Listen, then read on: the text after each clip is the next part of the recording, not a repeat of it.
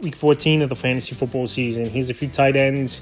I have his sleepers this week. The first tight end, A.J. Bonner of the Seattle Seahawks, out there in 87% of fantasy leagues, and arguably he's the number 2 option in this passing game all season long is A.J. Bonner. And last week he led the team in receiving yards, even though it was a defensive effort and a lot of running the football is why they won that one in blowout fashion, where the Vikings turned the football over 5 times. The last few weeks for Bonner: Week 11 at the Rams, 10 catches, 70 yards, 11 targets. Week 12 at Tennessee, 2 catches, 18 yards.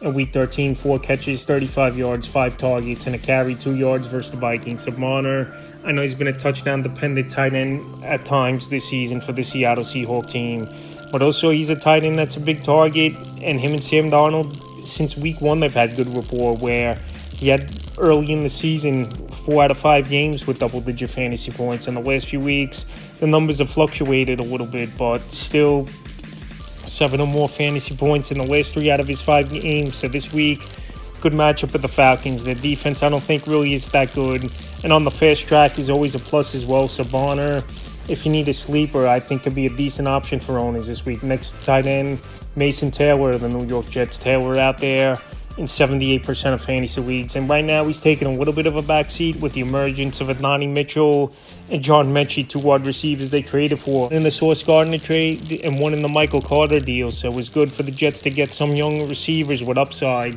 who just didn't pan out with their team. So Mason Taylor, like I said, the last couple weeks the numbers are taking a hit, but this week a good matchup on paper versus the Dolphins. That give up the 3rd most fantasy points to tight ends on the season. And going back to early in the year, in Week 4 at the Dolphins, 5 catches, 65 yards.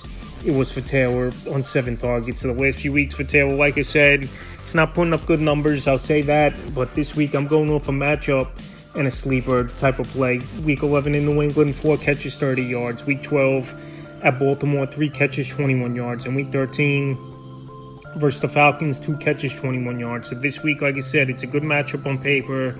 Had a good game versus them in Week 4 was Mason Taylor. This week, if you need some tight end help with teams on bye, I think he'd go out there and be a decent option. In the final tight end, Isaiah Likely of the Baltimore Ravens. Isaiah Likely, it's been an injury-riddled season for the most part for him, where last season he was off to a big start, was Likely, and then he got banged up as well. Injuries played a big part. So Likely out there in 94% of fantasy leagues, and last week was his best game of the season for Isaiah Likely.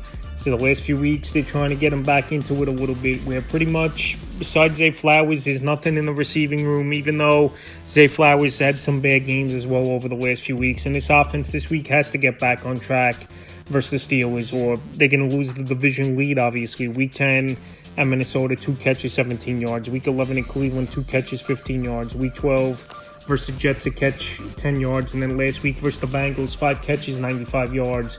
A fumble loss on 6 targets. So like I said, he's getting more healthy. I know he didn't do much all season long, and it was his best game of the season last week, arguably versus the worst defense in the league in the Cincinnati Bengals. But I think Isaiah Likely this week in a good matchup on paper versus the Steelers that give up the 6th most fantasy points could be an option this week for fantasy owners in deeper leagues. That's a few tight ends I have as sleepers for Week 14 of the fantasy football season.